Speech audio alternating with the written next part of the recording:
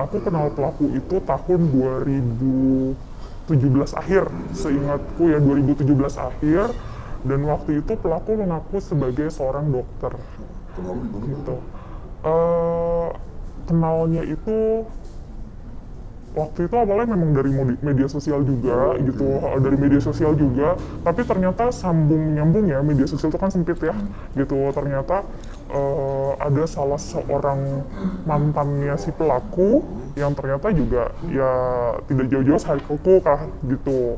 Jadi dari situ aku merasa oh ya, aku percaya sama orang ini gitu.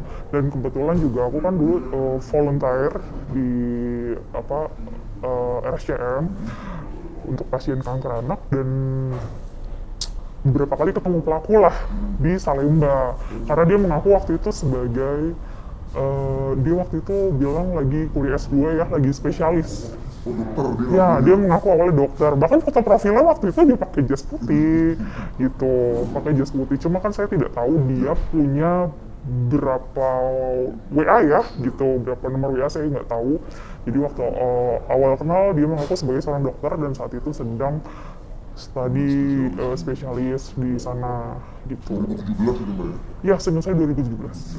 Nah terus apa interaksi Mbak pada saat itu dengan si Eki itu? Wah, semuanya sih berjalan mulus ya gitu, istilahnya nggak ada yang janggal, dan si pelaku ini kan juga orangnya cukup santun gitu, orangnya Oh, santun, santun ya? santun, ramah, terus juga kebetulan apa sama anak kecil juga dia apa ya, dia care lah sama anak-anak gitu, dan apa ya, semuanya tuh smooth lah, kayak kita perkenalan kita sama orang-orang pada umumnya gitu. Jadi tidak ada sesuatu pun yang sangat mencurigakan gitu. Bahkan saya kenal sama pelaku itu, akhirnya kami dekat gitu ya, kami dekat, berjalan sekitar 1 tahunan lah ya, 1 tahunan itu kalau sampai 2018. Nah mulai di 2018 menjelang akhir itu mulai timbullah saya kecurigaan. Jadi saya memang saya ada kenal dengan rekannya gitu ya, pernah dikenalkan dengan rekannya, tapi juga kan saya tidak berinteraksi langsung dengan rekannya gitu. Nah selebihnya saya juga memang melihat dia itu tidak terlalu cukup terbuka soal rekan-rekannya yang lain gitu. Jadi kayak udah gitu kan eh, keluarganya itu domisili di Bandung, domisili di Bandung.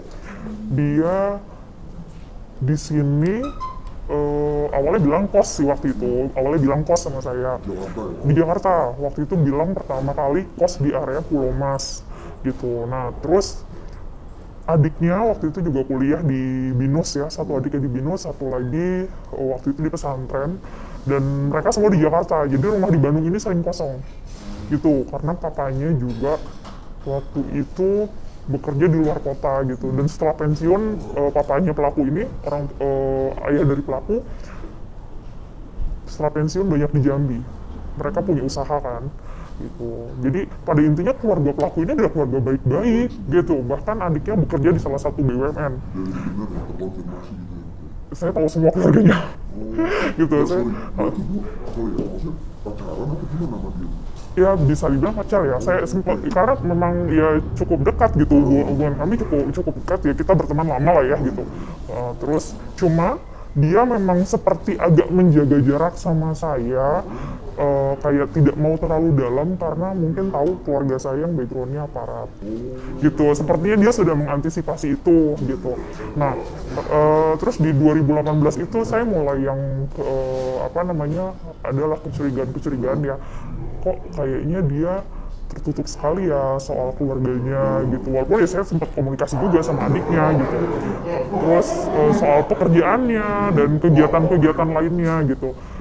Dari situ sih terus saya mulai mulai apa ya, mulai instingnya berjalan ya gitu. Mulai insting saya main di situ, terus saya sempat pas ada kesempatan saya sempat memang membuka handphonenya. Waktu itu saya buka handphonenya, di situ saya temukan banyak sekali chat dengan perempuan Oh, gitu chat isinya ya. macam-macam, ada yang menagih hutang, ada yang Perempuannya lagi hutang. iya perempuannya, ada yang menagih hutang, terus ada yang seperti mereka janjian atau apa, itu banyak sekali gitu. Beberapa di antaranya saya hubungi dan sampai sekarang saya masih komunikasi sama mereka gitu. Jadi mereka juga yang kasih info-info ke saya soal Dia bisa dibilang kalau misalnya waktu sama saya di jalan sama banyak perempuan. selingkuh berarti Ya, dia bilang. gitu. Dia jalan sama banyak perempuan. Nah kalau sama Mbak dia misalnya apa ada penipuan juga nggak bisa gitu? Atau Eh, memang tidak secara langsung ya, karena smoothly sekali gitu. Jadi karena saya komunikasi sama adiknya, terus saya juga interaksi apa sama adiknya, saya pikir kan ya ini apa ya, tidak nampak kalau itu penipuan gitu, tidak terlihat itu manipulasi lah gitu. Jadi beberapa kali memang dia memakai uang saya gitu. Eh, nominalnya beda-beda gitu, nominalnya beda-beda. Dan ya kadang-kadang saya juga baca chat adiknya yang kuliah gitu kan, minta uang sama kakaknya, terus kadang-kadang saya nalangin dulu gitu. Jadi berapa tuh Mbak nominal Mbak? kalau di total nilai 20-an juta 20-an juta kalau di total nilainya